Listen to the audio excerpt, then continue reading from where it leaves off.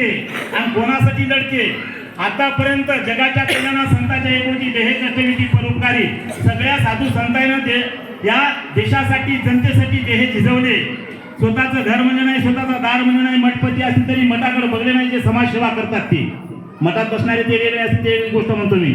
पण मठात समाजसेवा करणाऱ्या लोकांना मठाला किंवा आश्रमाला किंमत दिली नाही फारशी, पण समाजसेवेला दिली. लोकांना मंदिरातला दगडाचा देव न बघता समाजातला देव बघला, समाजातला देव बघला, माणसातला देव बघला. आणि हे माणसातल्या देवाला त्यांच्या गटाराचं पुरं पाणी पाजवतात. इंद्रायणी असो, कोणती गंगा असो, आज काशीची त्रिवेणी संगमामध्ये तेच परिस्थिती आहे. आम्ही आज 10 वर्षाखाली काशीला गेलो तर बोट उडू वाटलं नाही. आपल्या लोकांच्या डोक्यात एवढी अंधश्रद्धा आहे, काशीला गेलं म्हणजे आपलं पाप नाहीशी होते आणि सगळ्या लोकांचं तिथं गटार येते. पाहता जंतू असे वरी वळवळ करायचं, लोक नाकं धरून धरून म्हणतात बुड्या मारायचं. आता कसं म्हणजे हे कोणाच्या चुका हातात? तर हे आपण या गव्हर्नमेंटला काहीच मनमान्य याचे कारभार चालतात. काही जरी केले तर आपण काहीच म्हणू शकत नाही, कारण आपण त्याचे नोकर झाले, ते आपले मालक झाले. ज्याला जे मतदान देते ते माणूस मालक असते आणि जे मतदान घेते ते नोकर असते. ही आपल्या लक्षात आलं नाही. राष्ट्रसंत तुकडोजी महाराजांना लक्षात आणून दिलं. हे गावात आपल्या देशाचे पंतप्रधान असो, मुख्यमंत्री असो, खासदार आमदार असो, गावातला पंचायत असो, नगर परिषद सदस्य असो, ते कोण हात आपले दिवाणजी मुनी महान हे आपले प्रतिनिधी आहेत. ते काम आपल्याला जमणार म्हणून आपण त्यांच्याकडून करून घ्यायला आहे की नाही?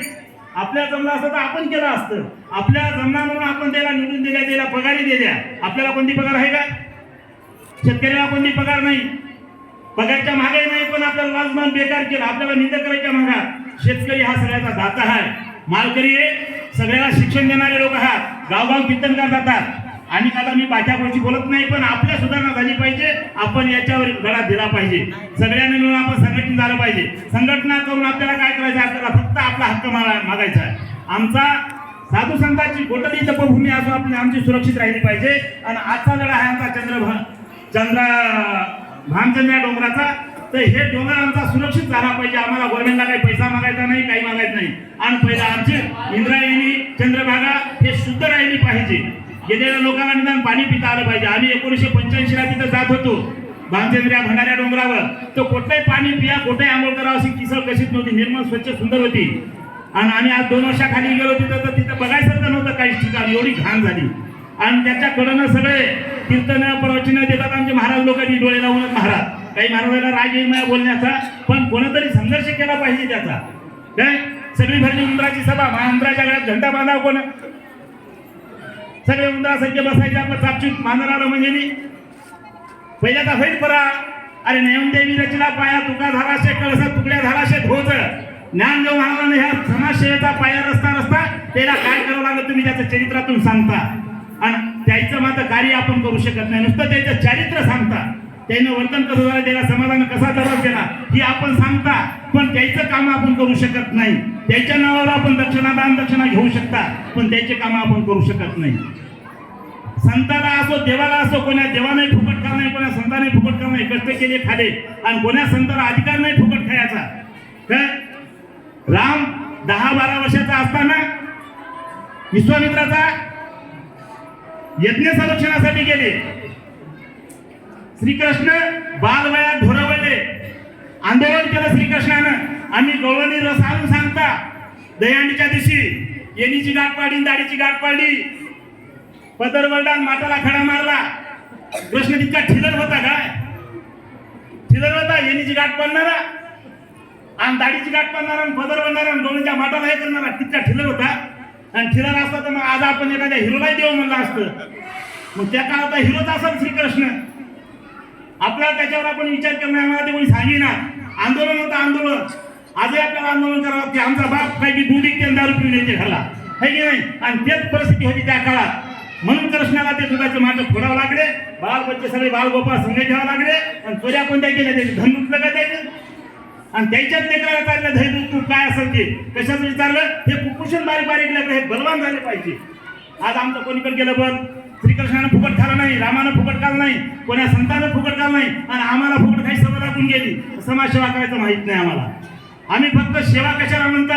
भाषण केलं, कीर्तन केलं, भजन केलं, पुराण केलं, याच्यावर आम्ही याची सेवा समजता. आम्ही बसलेली जागा साफ करायची आम्हाला लाज वाटते. आमच्या मठ झाल्याला आम्हाला लाज वाटते. आमचा स्वयंपाक करून खायला आम्हाला लाज वाटते, आमचं जेवण ताट घ्यायला आम्हाला लाज वाटते.